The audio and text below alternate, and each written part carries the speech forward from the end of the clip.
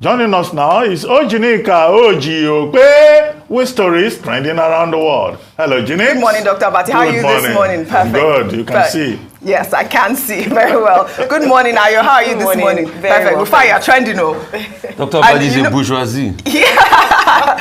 We'll talk about that later. You are a rich, blessed. But can I just... Journalists, a lot of people look up. in Tinubu's Nigeria. No, Dr. Tinubu belongs to Nigeria. In Tinubu's Nigeria. We are all on the streets. I will just say I love your haircut. You look amazing. Keep it up, really. Thank you. All right. I think this is the haircut that is called Rikobe. I don't know what it's You don't know Rikobe? No. You have never been to a barber salon. I have given where my they have son that this board haircut and they do, guess follow me. Rikobe. This looks like Rikobe. Don't worry, you'll take me there soon. All thanks to my sister. I very love her nice. so much. Yeah. Kudos, Rufai's sister. Well, all right. Good morning to you, viewers. Here are some of the stories that are trending across the globe. In India, authorities have called off efforts to find survivors 4 days after a deadly landslide hit a village in the western state of Maharashtra. 27 bodies were found, while 57 people are still missing. The landslide, which occurred on Wednesday, July 19th, flattened several homes in the village, which is located halfway up the slope of a steep mountain called El Shagad. In Cameroon, the death toll from a building collapse in the country's business hub, Douala, rose to 37 on Monday. The four-story building collapsed on Sunday and fell onto another residential block. The cause of the collapse is still unclear. At least 21 people were injured, many of whom are receiving treatment at a hospital as search and rescue efforts continue.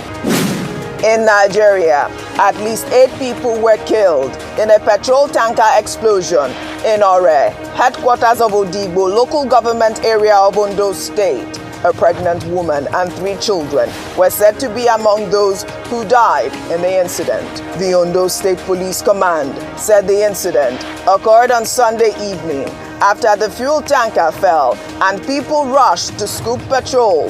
The cause of the explosion is yet to be determined.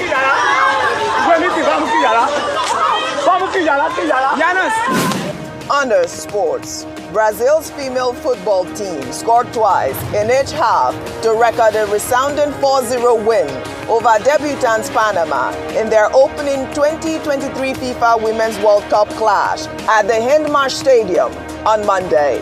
23-year-old Ari Borges marked her Women's World Cup debut with an emotional hat trick. Swung right in, surely, and it's there. Then, 2-time world champions Germany defeated Morocco 6-0 in their opening Group H game, dominating the first Arab team to compete at the Women's World Cup finals. Looking for a 6, it'd be the biggest margin of this World Cup so far, and it's in!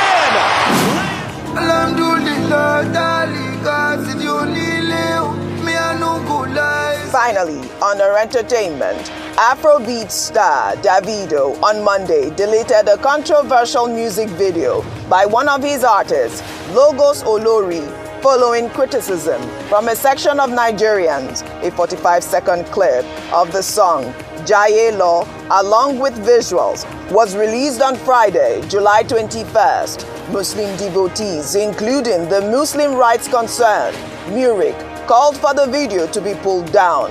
According to them, the video showed lack of respect for the Islamic faith. The group also called on the Department of State Services to probe Davido following the controversial music video. Why everybody gonna para, para, para.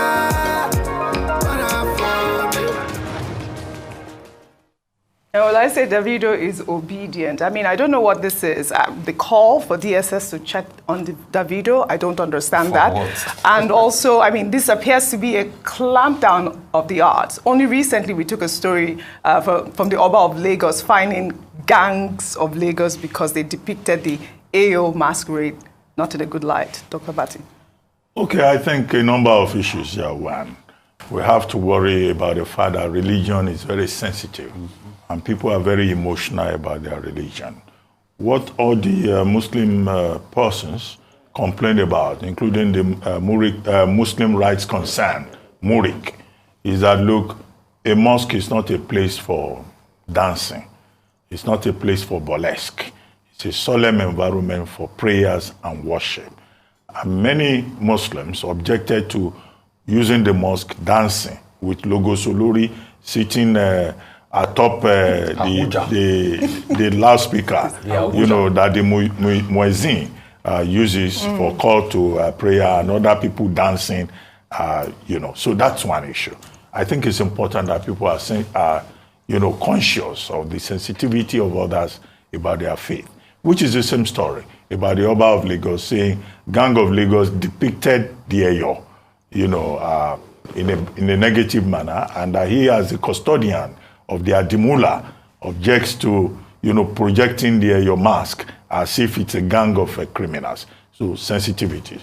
The second point, which you yourself raised, is about artistic freedom. Yeah. I made a point the other day that, look, artists are not obliged to do naturalism, you know, or realism. They can stretch it. Absolutely. Okay, so that's the thing about artistic freedom. But artists also live in society. So even when you are exploring your intellectual freedom, you have to be very careful. You won't say you are doing a film now, you go and give people pork in a mosque. You know, that would be insensitive. Yes. So those are the points. When MURIC saying the film and video censors board should ban the video, well, no. What about the DSS? And that the DSS should investigate. That's like taking video, it a bit too far. But it's okay. It's a 45-second clip. And the video, by pulling it down from his site, you know, maybe we'll go further to edit the video, you know, has done a good thing. It shows that he has listened. Yes. You said he's obedient. He's obedient. Oh, no, that's not the word. He's not obedient. What? He has just shown that he's also sensitive to other people's feelings. As well, absolutely. And to that extent, I think they should all let sleeping dogs lie. Okay. But in any case, the video is supporting his signee, you know, Olori and Jayelo. It's a good sound, it's good music. Okay. And maybe the other side of it is that this controversy will promote the record and it will sell. Well said, Dr. Abati. All right, then, let's continue on what's trending. Let the poor breathe. A slogan that has been synonymous with President Bola Ahmed Tinubu has been used to send a message to the federal government by a group of protesters in Edo State who took to the streets on Monday to protest over the continuous hike in petrol pump prices. The protesters say the federal government should allow the poor to breathe as the petrol hike is choking poor Nigerians. They carried different placards with inscriptions such as, "How did NNPC become fuel price regulator? Reduce cost of governance, not increasing fuel price. Federal government, fix our refineries." Let's take a look. How person go to buy fuel per liter 620 naira? I want what I can do. I want to walk. When they carry 100 and 150, when they buy per liter of fuel 620 naira. My brother, the thing don't tire us. We are dying in this country.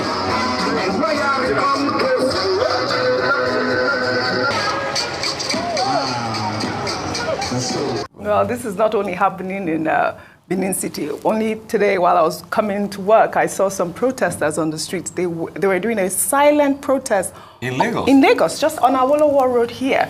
They had their mask on, Kweke my language. They had their mask on and they were protesting for the banks to regulate their interest rates and that their money counts. Well, in the same vein, an old video has resurfaced online showing a group of civil rights activists led by Senior Advocate of Nigeria, Femi Falana, protesting over increase in the pump price of petrol back in 2012 when former President Goodluck Jonathan removed fuel subsidy and the fuel price went up from 65 naira per litre to 141 naira per litre.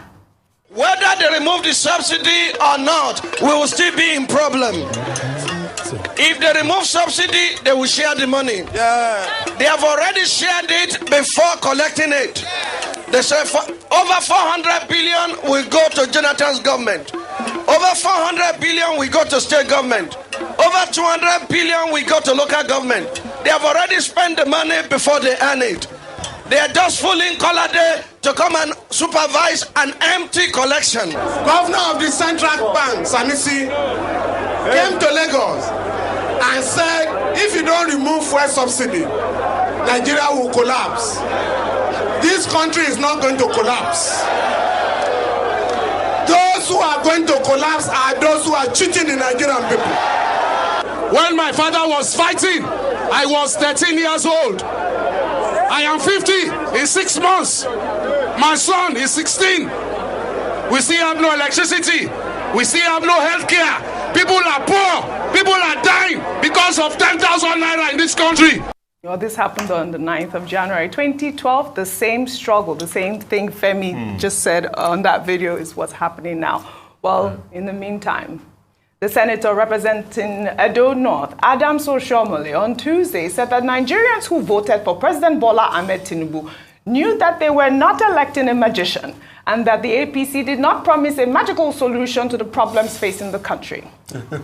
My question initially is the worry of those who impose their trust in the Tinubu ticket, who thought that when Tinubu gets into They know office, they were not electing a magician. you did not tell them you are not. No. They know they are not elected magician. Your party and nobody promised agenda. Nobody promised magical solution. Yeah, your party said you have renewed hope. So let me give you an example of things that have happened. You don't need to give me an example. I'll give you an example of I know what we promised more than you who was reporting it. Whatever you reported was we were the source. Yeah, but the fact is that we did not promise 24 hours solution. You remember? We did not promise miracles. Schools. We did not promise overnight solution. But nobody said in this 56 will be done. days, and you show me if you have any document that says in 48 hours this will be done. In 14 days this will be done. In 21 days this will be done. Are you saying that the hopes and the expectations of Nigerians? I think you are the one who have the illusion that once a promise is made, automatically once you get into office, either spiritually or by miracles, solutions emerge. The fact what Nigeria need is what President President Tinubu has demonstrated. President Tinubu promised renewed hope. You see a couple of things. Let me tackle his first, then dial back. Yes. You see why we keep saying manifestos matter? Absolutely. We campaign in poetry and govern in prose. Now they have seen how hard it is for governance. They are trying to backtrack. But please, somebody should tell Mr. Oshiomhole that we have receipts. We have the manifesto. It was over 80-page document. Have you know so? Yes. How he promised economic growth of 12% and he dialed it back. How he promised agricultural bonds, all the things he promised and he said, we have all the recordings. And no matter how much you try to, move away from it, we'll ask them the question. That's what governance is about. We want him to do well. We want Nigeria to do well. Yes. But Nigeria will only do well with scrutiny, Oji. So please, when politicians start to change mouth, don't listen to them. They promise renewed hope. Although people are facing renewed shege now, but we know life could be a whole lot better if they do what is needful for the people. President Tinubu himself said, let the poor breathe. Don't suffocate them. But he's suffocating them now with all of this, bad implementation of policies. They need to go back to the drawing board. Let me now go back to the next, video you show. Oji, there's another video I want you to show. Maybe tomorrow you get the video and show Send it to me. In that video, Prince Uduka Obaegbana was the moderator. Before this, there was a subsidy debate. And Prince Uduka Obaegbana championed that subsidy debate where Labour and all the stakeholders came to debate.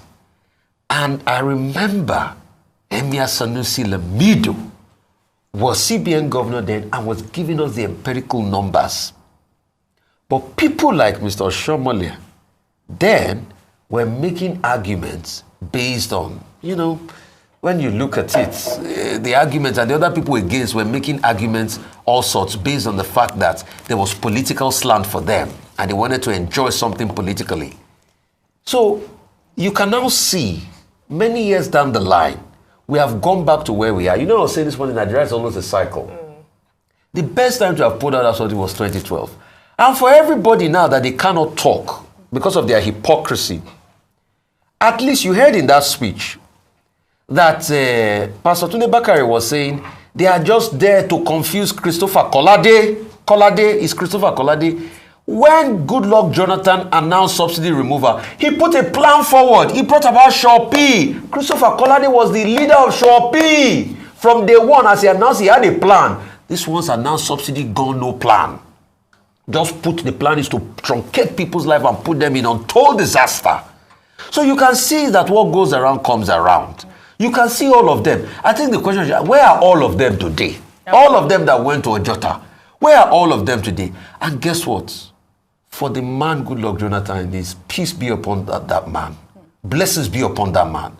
That protest held without any loss of life, except for one incident where an overzealous police officer killed Demola on Yaya Baton. That was the only incident. Military men were there. They shut down the country for 2 weeks. He never used military to chase or shoot any people to death. You know, we are talking about another incident that happened. How people went to protest and it was scuttled. And they used all sorts to attack them. And people were here, they want to have mass burial of 103 bodies. That protest went for over 2 weeks, Dr. Abati. Correct me if I'm wrong. Yes, it was. But no life was, the military did not open fire on anybody in Ojota, and they grounded this country for 2 weeks. You see, life is about good leadership. If you see a good leader, I have not met President Goodluck Jonathan, but please, if you're watching this, sir, your word speaks for you. Your act is speaking for you, and it's vindicating you today. Yeah, and let's learn to tell the truth. That's really what we need. I have not met President Goodluck. I don't know him, but I'm saying this to him to honor him today. Absolutely. That's exactly what we need here, Ayo. I mean, Nigerians are suffering. It's a big problem. We're talking about people protesting in Benin. I told you about the ones in Lagos. Now, we took a video last week, Trekathon. Yes. Another video has come up again. Nigerians have been, embracing several ingenious measures to survive the hard times resulting from the increase in fuel prices across the country. Many were seen trekking over the weekend, again, in the Ikeja local government area of Lagos State. Renew hope! Of all the Lagosians. This is what we are currently going through in Nigeria. Especially in Lagos. Especially in Ikeja. You go trek, I mean you go fly. No, when I get this, whether to fly, I mean to waka. Renew hope. Like the renew. I want to be president. For you. For you. By force. A renewed hope. The good thing is that Ayo, the chairman of Ojodu local government area of Lagos State, Honorable Segun Odumbaku, last weekend donated buses to ease off movement of residents. They are the buses and commuters as part of the palliative measures of his administration to cushion the effects of the subsidy removal. I mean, it's going down also to the local governments, and I think this is great. Yes, so many stories to discuss this morning, but just to take on from where Rufai stopped in terms of President Goodluck Jonathan, to be honest, I'm actually quite sad that we're looking back, thinking the past is better. The reason I'm saying that is because when the President Goodluck Jonathan administration was voted out, and people were looking for a better, perhaps more hopeful administration, was because of the insecurity and how unfortunately it wasn't largely well handled under his administration. So we'd look forward to having a better government, and that was what perhaps the APC had offered. 8 years down the line and another APC government in power, it looks like people are now looking back and saying, oh my goodness, what did we do? That's what, some feelings in some quarters. And that's quite sad because we're hopeful that things should get better as opposed to getting worse. Now, in terms of the first story with in Edo State, with regards to the protests, the danger with that, OG, like you mentioned on the streets of Lagos, we're not going to resort to just protests around the country. Yes. What's going to happen if it's replicated in other cities, in other states, because everyone is feeling the pinch of this fuel subsidy removal? And it also shows that the interventions of the state governments are not enough. The Edo State governor had announced a 10,000 naira increase in minimum wage to 40,000 naira, and then some days off work. And yet, people are still out protesting. It means that despite the fact that he's making an effort, it's not anywhere close to providing relief for the people. It means that the government has their work cut out for them. People are not happy. With regards to the Honorable Odumbakin of Ojodu, if you read through his antecedents and perhaps his campaign promises, and that's why Rufai mentioned a campaign, your manifesto is very important. When he was campaigning for this position, he had talked about Ojodu as a transportation hub and how he was going to leverage that little wonder, in response to that and in fulfillment of what he had said to the people, he's providing transport. And this transport is going to be free of charge to the people of Ojudu. Many people who know the Ojudu axis know that's where a major hub in terms of the in-road and out-road from Lagos-Ibadan Expressway into Lagos, say from states like Ogun State and some parts of the southwest and other parts. Very critical. This is not a state governor. This is not, and we're still asking what the governor is still planning to do here in the state. I think it's kudos to him, and we must showcase those who have taken an action in this regard. Well said, Ayo. Dr. Bati. Okay, on this program, before now, I asked the question, where is the Ojota crowd? Yes. I asked the question, all the people who said the gathering at Ojota, where they were taking jollof rice and wearing designer T-shirts because of a fuel subsidy increase in 2012. I asked, where are they? Some of them are now of blessed memory, but Femi Kuti is alive. Yes. What has he said about the current situation? I've not seen any record anywhere of what he has said. Yes, Mr. Femi Falana has been very critical of government policies, but where is Pastor Tunde Bakare?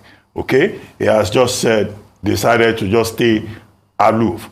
The whole point here is about consistency. Yes. If in 2012 we are not inciting anybody, you spoke up on behalf of the people, and the situation is worse now in 2023, what are you saying? Just put something on record, because this is the contradiction about civil society protests and participation. Number two, the protests that you have seen in Edo State, that you have seen in Lagos, that you have seen in other parts of Nigeria. People should note that the Trade Union Congress has now given the federal government of Nigeria an ultimatum. Yes. That if by August 19, government does not meet all its promises, after all, they said government told them 6 weeks. Within 6 weeks, the palliatives will roll out, things will happen. Then there will be crisis. So what we're seeing now may be signs of what is to come. And if those are signs, what is to come may not look very attractive. And that's why I said the protest is a wake-up call for government. Yes. Everybody talks about Emilokon, that President Tinubu said Emilokon during the campaigns. They have forgotten that he also told us, Elofo Kambale. Elofo Kambale was one of the things that he was using as a campaign slogan. Elofo Kambale, he was saying that in the context that people should have confidence that he will truly bring hope. So, but now our hearts are in our mouths. Absolutely. All of us are very nervous, and that is why you see those people trek-a-thon, and they are saying, I thought they promised us hope. As for Comrade Oshiomhole, okay, he's right. It is true that nobody said there will be magic, because we don't expect the people in government to be shamanists. Mm-hmm. This is not about voodoo. We don't want a voodoo governance process. But it's becoming typical with APC. In 2015, some of them came forward and said, if the Buhari government did not perform, we should stone them. Then when the government did not perform, they said, no, the stone was meant as a metaphor. Nobody should stone them.